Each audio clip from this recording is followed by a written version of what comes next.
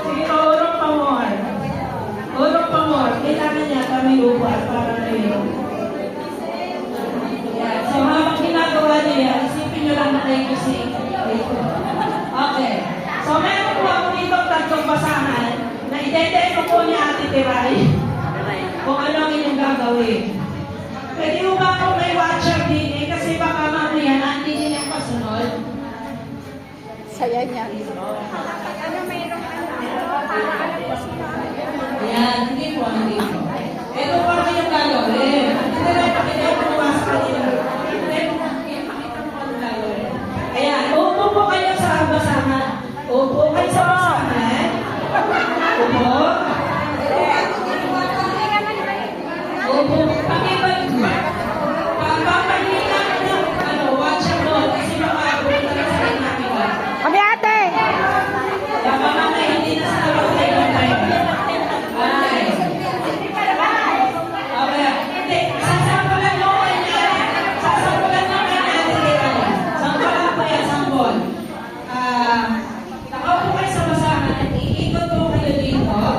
Pabalik doon sa pila nyo. Then, pagkita na, apil sa kasunod. Then,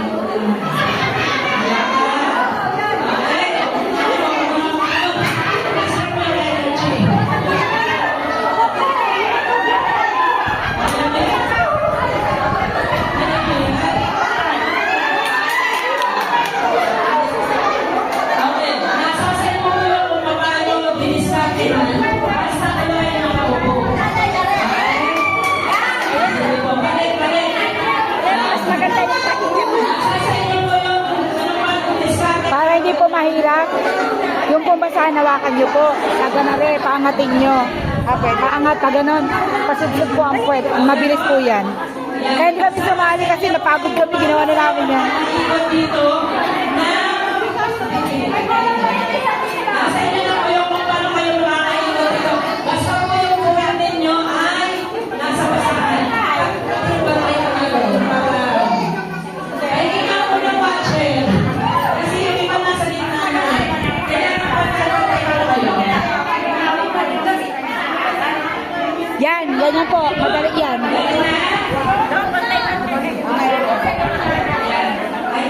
Ganun po yung gawin nyo. Hawakan nyo po. Mabilis yun. Then hawakan nyo sa ganare. Dudusos nyo ngayon para mabilis. Mahirap kasi yan. Sakit sa katawan yan. Pag hindi ganun ang posisyon.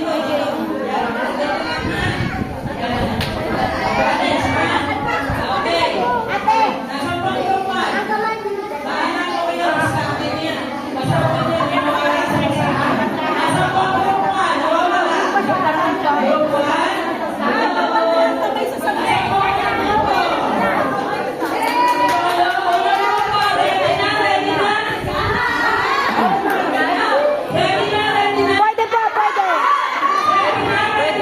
Pwede po kahit paano. Pwede po. Okay, iingat mo. Okay, mga bata. Tahimik. Children, quiet. Okay. Ito po kayo po sa basahan. Diskarte nyo yan kung paano kayo makakaikot sa upuan. Then, balik sa pwesto nyo.